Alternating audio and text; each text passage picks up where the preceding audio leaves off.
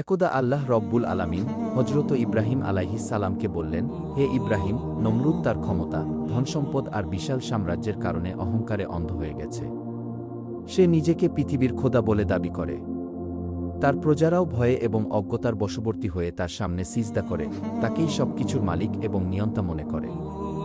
অতএব হে ইব্রাহিম, তুমি নমরুদের দরবারে যাও এবং তাকে সত্য দ্বীনের দাওয়াত দাও, যাতে সে এবং তার প্রজারা সত্যের পথ চিনতে পারে।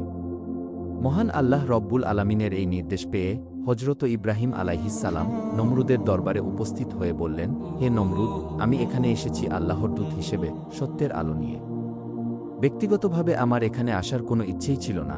আমাকে স্বয়ং আল্লাহ রব্বুল আলামিন পাঠিয়েছেন তোমাকে সত্যের পথে দাওয়াত দেওয়ার জন্য। অতএব তুমি স্বীকার করে নাও, আল্লাহ এক ও অদ্বিতীয়, তিনি নিরাকার এবং সর্বশক্তিমান, তিনি সমস্ত বিশ্ব জগৎসমূহের প্রতিপালক। তুমি আল্লাহ তাআলার প্রতি ঈমান এনে বলো, লা ইলাহা ইল্লাল্লাহ, ইব্রাহিম খলিলুল্লাহ। অর্থাৎ আল্লাহ ছাড়া কোনো মাবুদ নেই এবং ইব্রাহিম তার বন্ধু। এই কথা শুনে নমরুদ অহংকার ভরে বলল, হে ইব্রাহিম, এই পৃথিবীর অধিপতি তো আমি, আমার চেয়ে শক্তিশালী আর কে আছে, আমি আবার কাকে মালিক মনে করব? তোমার রব আল্লাহর কাছে আমার কোনো দরকার নেই, আমি নিজেই তো খোদা। আমি অল্প দিনের মধ্যেই তোমার রবের প্রাণসংহার করে তার রাজ্য কেড়ে নেব, তারপর আমিই হব পুরো বিশ্বের একমাত্র মালিক। ইব্রাহিম আলাইহিস সালাম দৃঢ় কণ্ঠে বললেন, হে পথভ্রষ্ট নমরুদ, তুমি আমার আল্লাহকে কোথাও খুঁজে পাবে না। রাগে গর্জে উঠে নমরুদ বলল, সেই ব্যবস্থা আমি করব, সময় হলে তুমি দেখতে পাবে। নমরুদের এমন কথা শুনে ইব্রাহিম আলাইহিস সালাম আর কিছুই বললেন না, তিনি সেখান থেকে চলে আসলেন। অতঃপর নমরুদ যখন একাকী তার নিজের কক্ষে বসে চিন্তায় ডুবে গেল, কিভাবে আল্লাহকে হত্যা করা যায়, কিভাবে এই অদৃশ্য শক্তিকে চিরতরে নিশ্চিহ্ন করে দেওয়া যায়। ঠিক সেই মুহূর্তে তার কক্ষে প্রবেশ করল ইবলিস শয়তান। সে নমরুদের সামনে এসে দাঁড়ালো এবং মিষ্টি কথায় বলল, হে নমরুদ, তোমার সমস্যার সমাধান আমার কাছে আছে। তুমি বড় বড় 4টি শকুন পালন করো, এই শকুনগুলোই তোমাকে নিয়ে যাবে আকাশের ওপারে, যেখানে গিয়ে তুমি স্বয়ং আল্লাহকে হত্যা করতে পারবে। এই কুমন্ত্রণা দিয়ে ইবলিস বাতাসে মিলিয়ে গেল। নমরুদের চোখে যেন এক নতুন আশার আলো জ্বলে উঠল। সে ভাবল, এতদিন যা সম্ভব হয়নি, এবার তা সম্ভব হবে। পরের দিন থেকেই শুরু হলো তার পরিকল্পনা। ইবলিশের পরামর্শ মতো 4টি অতিকায় শকুন সংগ্রহ করা হলো এবং রাজকীয় খাবার দিয়ে প্রতিদিন তাদের আরও মোটা তাজা এবং আরও শক্তিশালী করে তোলা হতে লাগল। একই সাথে নমরুদ ও তার লোকজন লেগে গেল আরেকটি কাজে, একটি বিশাল চারকোনা চৌকি তৈরির জন্য। হাতুড়ির শব্দে এবং কাঠ চেরাইয়ের আওয়াজে গম গম করতে লাগল রাজপ্রাসাদের প্রাঙ্গণ। এত বড় এবং এত শক্তিশালী চৌকি দেখে রাজ্যের মানুষেরাও কৌতূহলী হয়ে উঠল। একজন সাহসী লোক এগিয়ে এসে জিজ্ঞাসা করল, জাহাপনা, এটা দিয়ে আপনি কি করবেন? নমরুদের মুখে ফুটে উঠল এক রহস্যময় হাসি। গর্বের সুরে সে জবাব দিল, সময় হলে দেখতে পাবে আমার কত ক্ষমতা। অতঃপর নমরুদ একা একা বসে ভাবতে লাগল, কিভাবে এই সুবিশাল প্রস্তুতি কাজে লাগানো যায়। তার মনে তখনও ঘুরছে একটাই চিন্তা, আকাশে উঠে আল্লাহকে হত্যা করার পরিকল্পনা। ঠিক সেই সময়ে সেখানে আবারও হাজির হল ইবলিস শয়তান। তার ঠোঁটে শয়তানির কুটিলতার অট্টহাসি। সে নমরুদের কানের কাছে এসে বলল, হে নমরুদ, তুমি এই শকুনগুলোকে 2 দিন কিছুই খাওয়াবে না, একদম ক্ষুধার্ত রাখবে। তারপর যে চৌকিটি তৈরি করেছ, তার উপরের দিকে বড় বড় গোস্তের টুকরো ঝুলিয়ে দেবে আর নিচের দিকে শকুন 4টিকে শক্তভাবে বেঁধে নেবে। অতঃপর তুমি দেখবে ক্ষুধার তাড়নায় শকুনগুলো তোমাকে আকাশে তুলে নিয়ে যাবে। এই পরামর্শ দিয়ে ইবলিস যেমন এসেছিল তেমনি নিঃশব্দে মিলিয়ে গেল অন্ধকারে। নমরুদের মুখে ফুটে উঠল বিজয়ীর হাসি। পরের দিন থেকেই শুরু হলো শেষ ধাপের প্রস্তুতি। শয়তানের কথা মতো শকুনগুলোকে কোনো খাবার দেওয়া হলো না। 2 দিন ধরে তারা রইল সম্পূর্ণ উপোস, তাদের চোখে তখন ক্ষুধার তীব্র যন্ত্রণা। 2 দিন পর বিশাল চৌকিটির নিচের 4 কোণে শক্ত করে বেঁধে দেওয়া হলো 4টি শকুনকে এবং তাদের ঠিক চোখের সামনে চৌকির উপরের দিকে ঝুলিয়ে দেওয়া হলো বড় বড় গোস্তের টুকরো, এত কাছে যে গন্ধেই যেন পাগল হয়ে উঠছিল ক্ষুধার্ত পাখিগুলো। শকুনদের একটাই লক্ষ্য, সেই গোস্তগুলো। আর নমরুদের লক্ষ্য, শকুনদের ডানার শক্তিতে আকাশ ছোঁয়া। গোস্ত খাবার লোভে শকুনগুলো প্রাণপণে পাখা ঝাপটাতে লাগল, উপরে উঠার চেষ্টা করল, আর তাদের সেই প্রবল পাখার ঝাপটানিতে ধীরে ধীরে শূন্যে উঠতে লাগল পুরো চৌকিটি। অতঃপর নমরুদ তার একজন সঙ্গীকে নিয়ে চৌকির উপর উঠে বসল, হাতে তীর এবং ধনুক, চোখে এক উদ্ভ্রান্ত অহংকার। শকুনবাহী সেই অদ্ভুত যান ধীরে ধীরে শূন্যে উঠতে শুরু করল। মূর্খ পথভ্রষ্ট নমরুদের ধারণা ছিল আল্লাহ রব্বুল আলামিন হয়তো উপরের আকাশেই কোথাও অবস্থান করেন, তাই তার একমাত্র লক্ষ্য ছিল যত উঁচুতে সম্ভব ওঠা। শকুনগুলো ক্ষুধার তাড়নায় পাখা ঝাপটাতে লাগল, আর চৌকি উঠতে লাগল আরও উপরে, আরও উপরে। প্রথমে নিচে দেখা যাচ্ছিল প্রাসাদের চূড়া, তারপর শহরের পথঘাট, মানুষের ভিড়। উঠতে উঠতে এক সময়ে পাহাড় পর্বত এবং নদী প্রান্তর সবকিছুই মিশে গেল দূরের কুয়াশায়, তারপর সম্পূর্ণ হারিয়ে গেল দৃষ্টির আড়ালে। চারিদিকে শুধু ফাঁকা আকাশ আর মেঘের স্তর। নমরুদের মনে তখন এক অদ্ভুত উন্মত্ত আনন্দ। সে ভাবল, এই তো সেই মুহূর্ত, এত উঁচুতে আর কেউ কখনো ওঠেনি, এবার তার বহুদিনের পরিকল্পনা বাস্তবায়ন হবে। অতঃপর পথভ্রষ্ট মূর্খ নমরুদ তখন তার ধনুকে তীর লাগাল আল্লাহ তাআলার দিকে নিক্ষেপ করার জন্য। নমরুদ এবং তার সঙ্গী যখন আকাশের অনেক উঁচুতে উঠে গেল, তখন সঙ্গীর মনে ভাবান্তর দেখা দিল। সে বলল, জাহাপনা, আপনি কাকে লক্ষ্য করে এই তীর নিক্ষেপ করতে যাচ্ছেন? মূর্খ নমরুদ অহংকার ভরে বলল, আমি ইব্রাহিমের প্রভু তথা তার কথিত খোদাকে হত্যা করব। তাকে হত্যা করে আমি তার সমস্ত রাজ্য দখল করে নেব। সঙ্গী এই কথা শুনে চমকে উঠল। সে বলল, জাহাপনা, কি দুরাশা আপনার! আল্লাহ রব্বুল আলামিনকে কেউ কি হত্যা করতে পারে? তিনি তো মহান, তিনি অসীম, সর্বশক্তিমান এবং পরাক্রমশালী। তিনি সমগ্র বিশ্বের একমাত্র প্রতিপালক, তিনি এক এবং অদ্বিতীয়। আল্লাহ ছাড়া কোনো উপাস্য নাই, অতএব চলুন আমরা নিচে নেমে যাই। সঙ্গীর মুখে এমন কথা শুনে পাপিষ্ঠ নমরুদ ক্রোধে গর্জে উঠল। তার মনে সন্দেহ জাগল, এই লোক কি গোপনে ইব্রাহিমের ধর্ম গ্রহণ করেছে? রাগে অন্ধ হয়ে পাপিষ্ঠ নমরুদ ধাক্কা মেরে লোকটিকে নিচে ফেলে দিল। ঠিক ওই সময়ে আল্লাহ রব্বুল আলামিন হজরত জিব্রাইল আলাইহিস সালামকে ডেকে নির্দেশ দিলেন, হে জিব্রাইল, যে লোকটিকে পাপিষ্ঠ নমরুদ ক্রোধে শূন্য থেকে ফেলে দিয়েছে, তুমি তাকে রক্ষা করো, তার গায়ে যেন একটু আঁচড় না লাগে। আল্লাহর হুকুম পাওয়ার সাথে সাথেই এক পলকের মধ্যে জিব্রাইল আলাইহিস সালাম নেমে এলেন এবং পতনশীল লোকটিকে সুরক্ষিতভাবে ধরে রাখলেন, অতঃপর তাকে আলতোভাবে নামিয়ে দিলেন নিরাপদ স্থানে। এদিকে নমরুদ এই সমস্ত অদৃশ্য ঘটনার কিছুই না জেনে তার তীর ধনুক টানটান করল। চোখে তার এক অন্ধসীমাহীন দম্ভ, ঠোঁটে এক বিকৃত হাসি। সর্বশক্তি দিয়ে সে তীরগুলো একের পর এক নিক্ষেপ করতে লাগল উপরের দিকে। ঠিক সেই মুহূর্তে আল্লাহ রব্বুল আলামিন আবারও জিব্রাইল আলাইহিস সালামকে ডাকলেন এবং বললেন, হে জিব্রাইল, আমি আমার চরম শত্রুকেও কখনো নিরাশ করি না।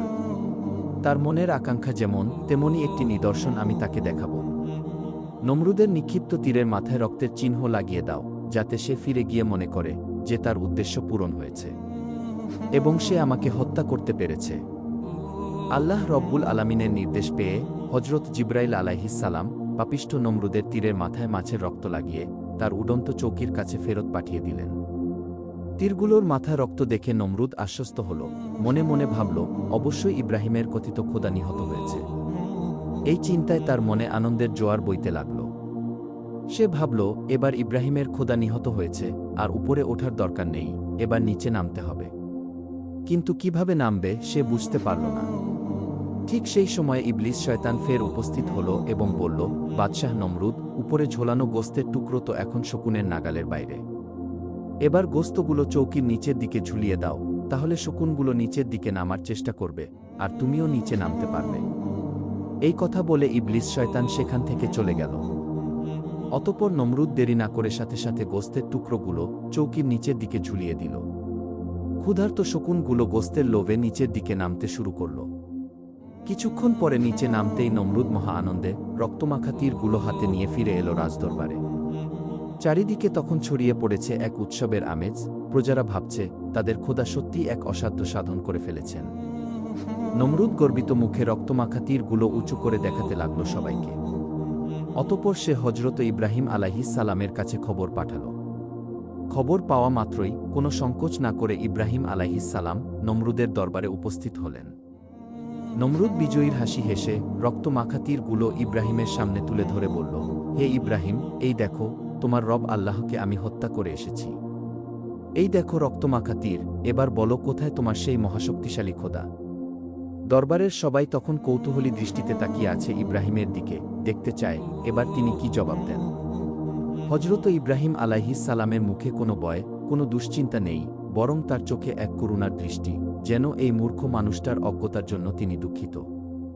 শান্ত কণ্ঠে তিনি বললেন, হে নির্বোধ মূর্খ নমরুদ, তুমি তো দূরের কথা, সমগ্র সৃষ্টি জগতের সমস্ত শক্তি এক জায়গায় জড়ো করলেও আল্লাহ রব্বুল আলামিনের সামান্য ক্ষতি করা সম্ভব নয়। তিনি অদৃশ্য, নিরাকার এবং সর্বশক্তিমান। তাকে মানুষের আকারে কল্পনা করা চরম মূর্খতা আর বোকামি ছাড়া আর কিছুই নয়। তার উপর সৃষ্টির কারো কোনো শক্তি বা ক্ষমতা কখনোই সক্রিয় হতে পারে না। তখন মূর্খ নমরুদ হজরত ইব্রাহিম আলাইহিস সালামের এই কথা শুনে বলল, আচ্ছা, তোমার যদি তাই মনে হয় যে আমি তোমার খোদাকে হত্যা করতে পারিনি, তাহলে আমি তোমার খোদার সাথে যুদ্ধ করতে চাই। তুমি বলো, তোমার খোদার সৈন্যবাহিনী কত? হজরত ইব্রাহিম আলাইহিস সালাম বললেন, আমার রব আল্লাহ তাআলার সৈন্যবাহিনীর সংখ্যা অগণিত। তার সৈন্যবাহিনীর সংখ্যা কেউ কখনো হিসাব করে শেষ করতে পারবে না, এবং তিনি সৈন্যবাহিনী ছাড়াও একাই যে কোনো পরিস্থিতি মোকাবেলায় সক্ষম। নমরুদ অহংকার করে বলল, ঠিক আছে, তোমার রবের সৈন্যবাহিনীর সংখ্যা জানার আমার কোনো দরকার নেই। তুমি তোমার রবকে সৈন্যবাহিনী নিয়ে যুদ্ধের জন্য প্রস্তুত হতে বলো। তোমার খোদার সৈন্যবাহিনীর যদি সাহস থাকে, তাহলে আসমান থেকে নিচে নেমে আসো। তারা নমরুদের নাম শুনেছে, কিন্তু এখনও তাকে চেনে না এবং জানে না তার শক্তি কতটা। এই যুদ্ধে আমি তোমার রবের ক্ষমতা চূর্ণ বিচূর্ণ করে দেব। এই কথা শুনে হজরত ইব্রাহিম আলাইহিস সালাম মুচকি হেসে বললেন, হে নির্বোধ মূর্খ নমরুদ, আমার রবের সৈন্যবাহিনীর সাথে যদি যুদ্ধ করার আশা তোমার জেগেই থাকে, তবে তাই হোক। তুমি তোমার সৈন্যবাহিনী নিয়ে প্রস্তুত হও। নমরুদ বলল, ঠিক আছে, আমি আমার সৈন্যবাহিনী নিয়ে প্রস্তুত হচ্ছি। তুমি তোমার রবের সৈন্যবাহিনীকে প্রস্তুত হতে বলো। হজরত ইব্রাহিম আলাইহিস সালাম শান্ত কণ্ঠে বললেন, আল্লাহ তাআলার সৈন্যবাহিনী সর্বদা প্রস্তুত থাকে। এই কথা বলে হজরত ইব্রাহিম আলাইহিস সালাম সেখান থেকে চলে গেলেন। অতঃপর নমরুদ তার সেনাবাহিনীকে নির্দেশ দিল, তোমরা ইব্রাহিমের খোদার বাহিনীর সাথে যুদ্ধের জন্য প্রস্তুত হও। পরের দিন থেকেই নমরুদের সেনাবাহিনী যুদ্ধের প্রস্তুতি শুরু করল। নমরুদের নির্দেশ পাওয়ার পর পুরো রাজ্যে যেন এক যুদ্ধের দামামা বেজে উঠল। প্রতিটি ঘর থেকে, প্রতিটি গ্রাম থেকে ডাক পড়ল সৈন্যবাহিনীর। রাজধানীর বিশাল ময়দান ভরে উঠতে লাগল হাজার হাজার সৈনিকে। কামারশালাগুলোতে দিনরাত আগুন জ্বলতে লাগল, তলোয়ার শান দেওয়া হচ্ছে, বর্ম তৈরি হচ্ছে, ঢালে পালিশ করা হচ্ছে। তীরন্দাজেরা তাদের তীরের ভাণ্ডার ভর্তি করছে। ঘোড়াগুলোকে সাজানো হচ্ছে যুদ্ধের পোশাকে। নমরুদ নিজেও মাঠে নেমে এলো এবং তার সৈন্যদের পরিদর্শন করতে লাগল। সে বিশ্বাস করত, এত বিশাল বাহিনীর সামনে কোনো শক্তিই দাঁড়াতে পারবে না, এমনকি আল্লাহর সৈন্যবাহিনীও না। চারিদিকে শুধু একটাই আলোচনা, আল্লাহর সৈন্যবাহিনী কোথায়, তারা কখন আসবে এবং কিভাবে আসবে, কিন্তু কেউ জানত না এর উত্তর। কিন্তু একটা ব্যাপারে সবাই নিশ্চিত ছিল, যুদ্ধের দিন ঘনিয়ে আসছে। এছাড়াও নমরুদের অধীনস্থ ও বন্ধুত্বপূর্ণ রাজ্যগুলোর কাছেও কড়া নির্দেশনামা পাঠানো হলো, তারা যেন বিন্দুমাত্র দেরি না করে নিজেদের সৈন্য সামন্ত নিয়ে বাবেল অভিমুখে যাত্রা শুরু করে। সাথে সাথে জানিয়ে দেওয়া হলো, এক প্রবল শক্তির সঙ্গে যুদ্ধে লিপ্ত হতে হবে তাদের। এই নির্দেশ পেয়ে অনুগত রাজারা দ্বিধা না করে তাদের যত সৈন্য সামন্ত ছিল সব পাঠিয়ে দিল। দলে দলে এসে সবাই একত্রিত হতে লাগল বাবেলে। এদিকে হজরত ইব্রাহিম আলাইহিস সালাম এই দৃশ্য প্রত্যক্ষ করে আল্লাহ রব্বুল আলামিনের কাছে দোয়া করলেন, হে আল্লাহ রব্বুল আলামিন, আপনি সবকিছুই দেখছেন, সবকিছুই জানেন, কোনো কিছুই আপনার অজানা নেই। বাদশাহ নমরুদ তার সীমা ছাড়িয়ে গেছে, অহংকারে পরিপূর্ণ হয়ে গেছে। সে নিজেকে খোদা দাবি করছে।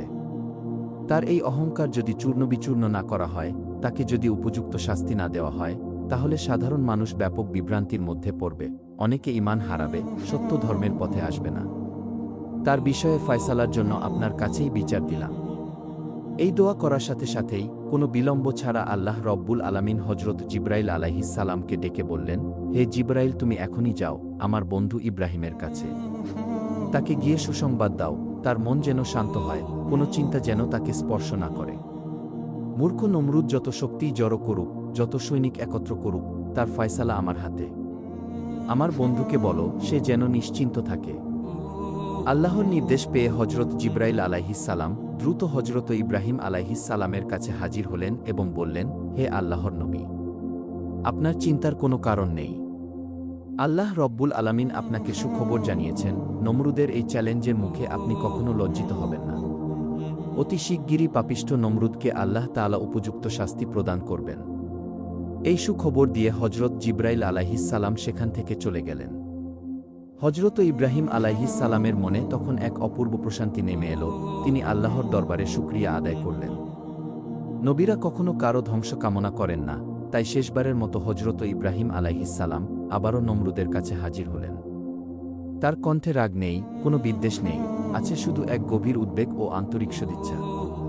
তিনি বললেন, হে নমরুদ, তুমি কার বিরুদ্ধে যুদ্ধ করতে যাচ্ছ সেটা কি একবারও ভেবে দেখেছ?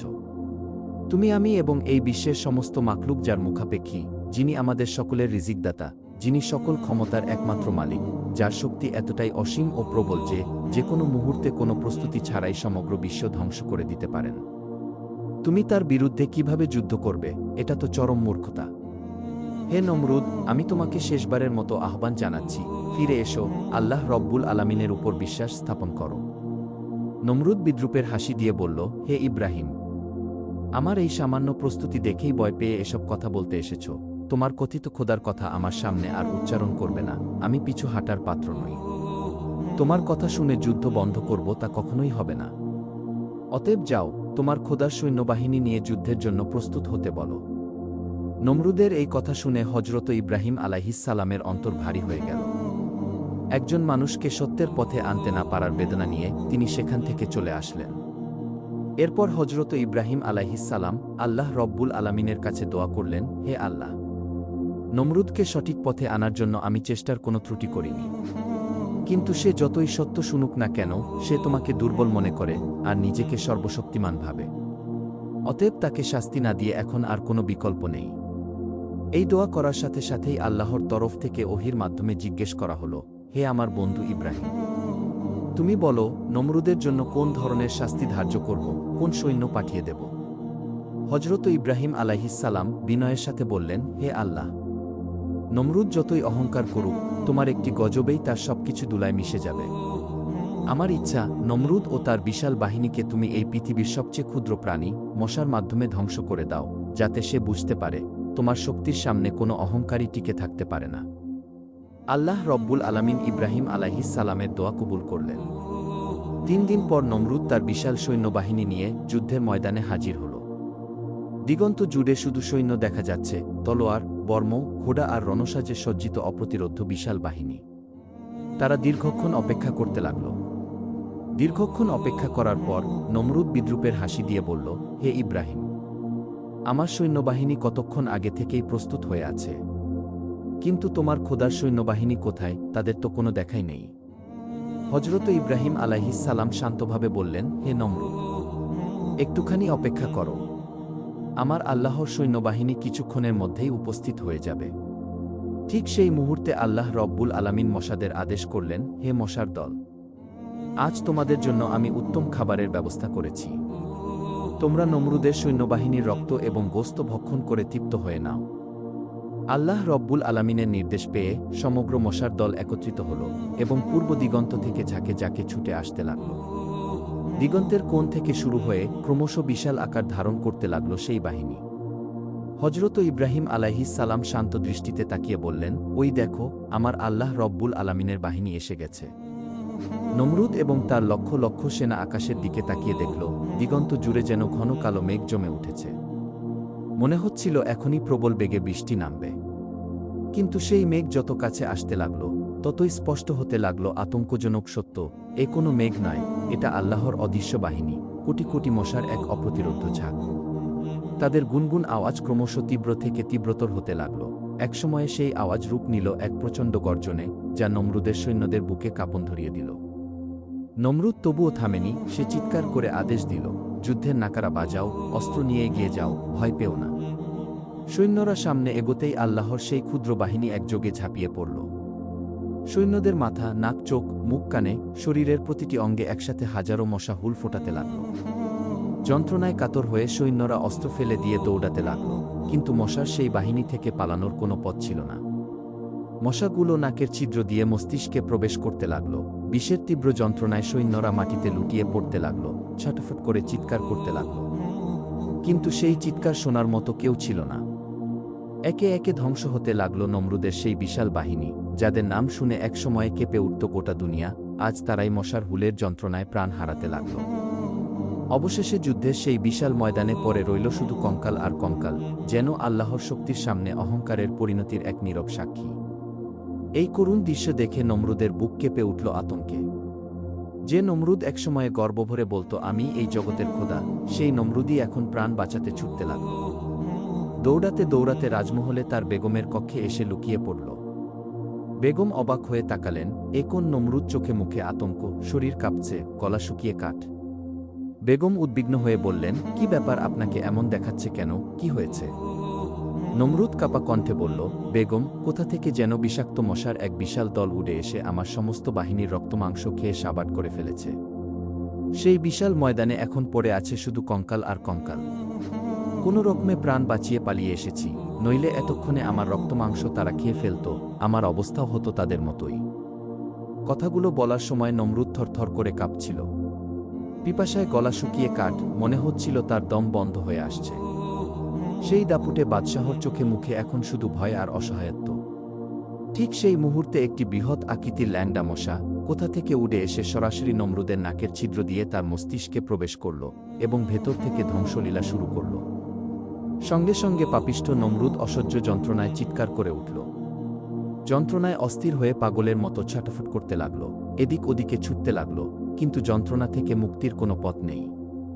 অবশেষে কোনো উপায় না পেয়ে নমরুদ তার পায়ের জুতা খুলে নিজের মাথায় মারতে শুরু করল। আশ্চর্যের বিষয়, মাথায় আঘাত পেলেই মশাটি কামড়ানো বন্ধ রাখত, একটু থামলেই আবার শুরু করত।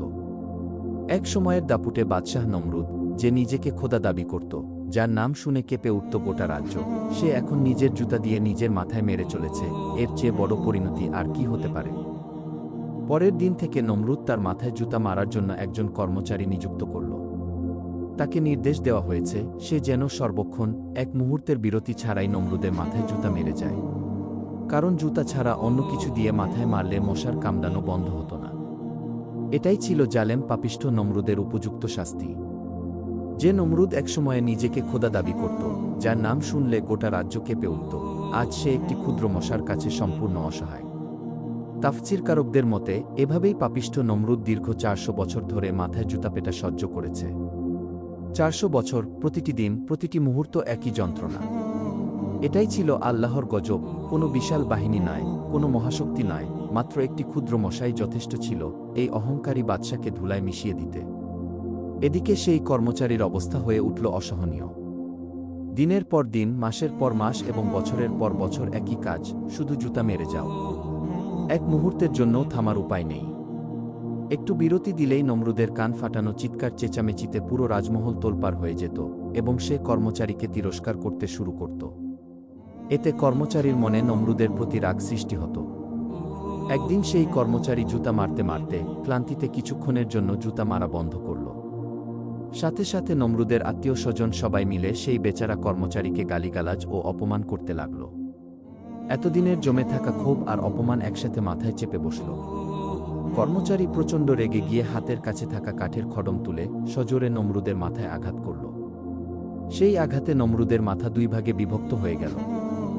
সেখানে উপস্থিত সবাই দেখল নমরুদের মাথার ভেতরে রক্ত, গোস্ত এবং মগজ সবকিছুই সেই মশা খেয়ে সাবাট করে ফেলেছে। আর মাথা দুই ভাগ হওয়ার সাথে সাথে সেই মশাটি উড়ে চলে গেল, কারণ এটি দুনিয়ার কোনো সাধারণ মশা ছিল না। এটি ছিল আল্লাহর পক্ষ থেকে পাপিষ্ঠ নমরুদের জন্য প্রেরিত এক কঠিন আযাব। আর এভাবেই চিরতরে শেষ হয়ে গেল অহংকারী পাপিষ্ঠ নমরুদ, যে নিজেকে খোদা বলে দাবি করেছিল, যে আল্লাহর বিরুদ্ধে যুদ্ধ ঘোষণা করেছিল। তার পরিণতি হল একটি ক্ষুদ্র মশার কাছে অসহায় মৃত্যু। ইতিহাস সাক্ষী, যারাই এই পৃথিবীতে আল্লাহর উপরে যেতে চেয়েছে, অহংকারে নিজেকে খোদা বলে দাবি করেছে, তাদের উপর আল্লাহর আযাব এসেছে এমনভাবে যা কল্পনাও করা যায় না। নমরুদের এই পরিণতি সেই চিরন্তন সত্যেরই এক জ্বলন্ত প্রমাণ।